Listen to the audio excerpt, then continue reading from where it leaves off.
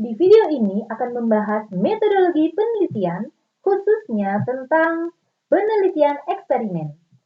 Mari kita kaji. Definisi dari penelitian eksperimen. Penelitian eksperimen adalah suatu metode riset kuat untuk menetapkan hubungan sebab akibat. Dalam penelitian eksperimen, banyak dilaksanakan oleh peneliti pendidikan, yaitu menguji pengaruh dari materi pendidikan dan praktek baru dalam pembelajaran siswa. Dalam penelitian eksperimen memuat beberapa variabel. Untuk variabel cause atau sebab adalah kondisi atau peristiwa yang ada atau lebih dulu terjadi mempengaruhi. Sedangkan untuk variabel efek atau akibat adalah kondisi atau peristiwa sesudah ada kondisi penyebab. Variabel cause atau sebab menghasilkan suatu perubahan pada variabel efek atau akibat. Dalam penelitian eksperimen, peneliti dengan bebas mengontrol dan memanipulasi kondisi atau membuat suatu perubahan nilai dari variabel bebas dan mengamati pengaruh dari perubahan tersebut pada variabel terikat.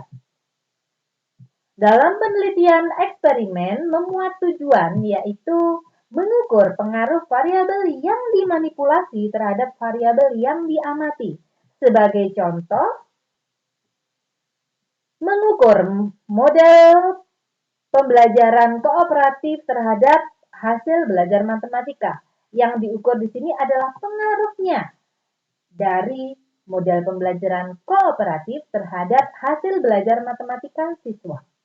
Dalam penelitian eksperimen memuat dua kelompok, yaitu kelompok eksperimen dan kelompok pembanding.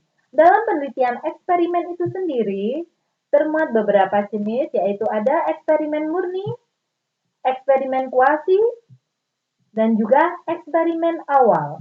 Dalam penelitian eksperimen, biasanya berbeda-beda karena akses peneliti pada pengambilan sampel secara acak. Kita kaji lebih lanjut tentang penelitian eksperimen awal. Penelitian ini adalah eksperimen yang dilaksanakan hanya pada satu kelompok tanpa ada kelompok pembanding.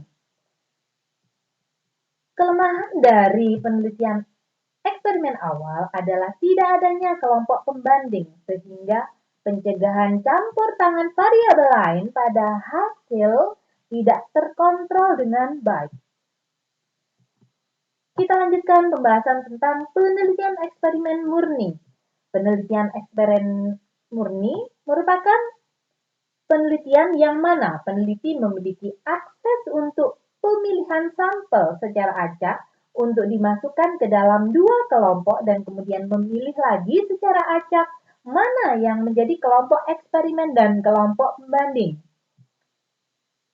Dalam penelitian eksperimen murni, rancangan yang digunakan adalah rancangan pre-test post-test control group atau post-test control group. Untuk penelitian eksperimen kuasi, merupakan penelitian yang mana peneliti hanya bisa memilih dua kelas yang terbentuk untuk dijadikan sampel penelitian. Dalam penelitian ini, ketika peneliti hanya dapat melakukan secara acak dua kelas yang berbeda, maka peneliti menggunakan penelitian eksperimen kuasi. Berikut disajikan tentang perbedaan dari eksperimen murni dan kuasi. Dalam eksperimen murni, hal-hal yang dilakukan yaitu menentukan populasi. Di eksperimen kuasi juga menentukan populasi. Untuk eksperimen murni, pilih secara acak sampel yang mewakili kelompok populasi yang dipilih. Sedangkan untuk eksperimen kuasi, pilih dua kelas yang memiliki kemampuan awal yang kurang lebih sama. Untuk yang tahap ini, yang ketiga sampai kelima, di eksperimen murni ada, sedangkan di eksperimen kuasi tidak ada. Yaitu untuk eksperimen murni yang dilakukan, jadikan dua kelompok sama banyak dari populasi tersebut. Kemudian berikan tes awal pada kedua kelompok tersebut, pastikan dari kedua kelompok tersebut memiliki kemampuan yang sama. Dilanjutkan mengadakan pengacakan ulang jika ternyata kelompok A dan B memiliki perbedaan yang mencolok kemampuan awalnya. Untuk langkah berikutnya, pada eksperimen murni yang dilakukan adalah tentukan secara acak mana kelompok eksperimen dan mana kelompok kontrol atau pembanding. Untuk eksperimen kuasi juga dilakukan menentukan secara acak kelas kontrol dan kelas eksperimen. Yang berikutnya untuk kelas eksperimen murni diberikan perlakuan pada kelompok eksperimen dan kelompok pembanding seperti yang telah dipersiapkan. Untuk eksperimen kuasi, berikan perlakuan pada kelompok eksperimen dan kelompok pembanding seperti yang telah dipersiapkan. Sama ya. Langkah berikutnya untuk eksperimen murni yaitu berikan tes akhir untuk mengukur hasil belajar setelah masa pembelajaran selesai. Sedangkan untuk eksperimen kuasi yang dilakukan juga memberikan tes akhir. Yang tahap akhir dari eksperimen murni yaitu analisa datanya untuk melihat perbedaan hasil belajar kedua kelompok dengan proses statistik tes hipotesa. Sedangkan untuk eksperimen kuasi juga menganalisa data. Berikut akan dibahas tentang perbedaan eksperimen kuasi dan eksperimen awal. Untuk eksperimen kuasi, kegiatan yang dilakukan diawali dengan menentukan populasi. Untuk eksperimen awal juga menentukan populasi.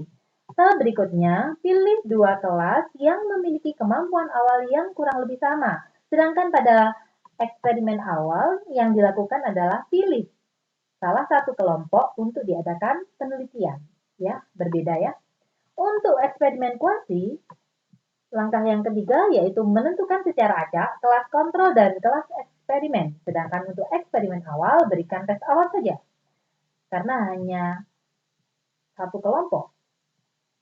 Tahap keempat yaitu berikan perlakuan pada kelompok eksperimen dan kelompok pembanding seperti yang telah dipersiapkan. Langkah keempat untuk eksperimen awal, berikan perlakuan pada kelompok tersebut.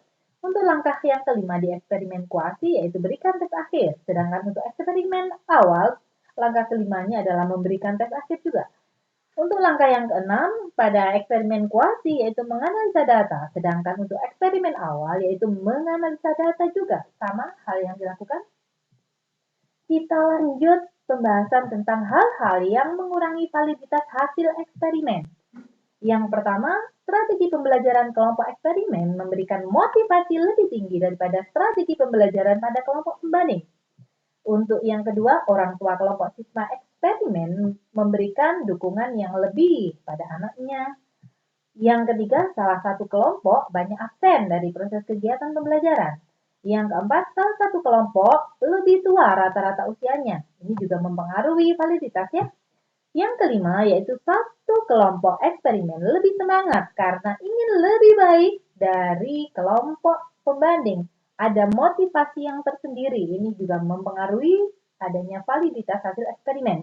Yang keenam, yaitu kelompok pembanding merasa diperlakukan tidak sebaik kelompok eksperimen. Dan karena itu, kehilangan semangat belajarnya. Berpengaruh juga ya, motivasi. Untuk yang ketujuh, yaitu bila para siswa mengingat soal-soal tes di tes awal dan mempelajari kunci jawaban benarnya, maka pada saat mengerjakan tes akhir, mereka sudah tahu jawabannya. Ya, itu yang mempengaruhi validitas hasil eksperimen. Dalam melakukan penelitian eksperimen, kita harus melakukan perumusan masalah dan perumusan dari tujuan. Berikut yang harus diperhatikan. Dalam rumusan masalah dan tujuan penelitian eksperimen harus menggambarkan variabel yang terlibat dan menunjukkan bahwa penelitian menggunakan rancangan eksperimen. Berikut diberikan contoh judul penelitian tentang efektivitas model pembelajaran kooperatif tipe NHT (Numbered Head Together) pada kemampuan pemecahan masalah bangun ruang dibandingkan dengan model pengajaran langsung.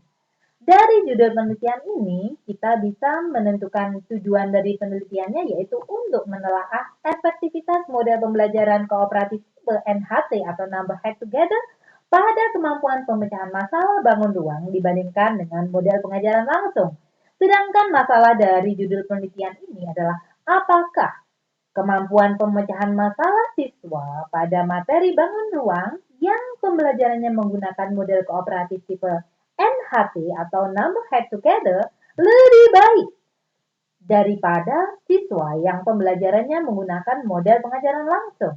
Sedangkan hipotesis dari judul penelitian ini adalah kemampuan pemecahan masalah siswa pada materi bangun ruang yang pembelajarannya menggunakan model kooperatif tipe NHT atau Number Head Together lebih baik dari siswa yang pembelajarannya menggunakan model pengajaran langsung. Ya.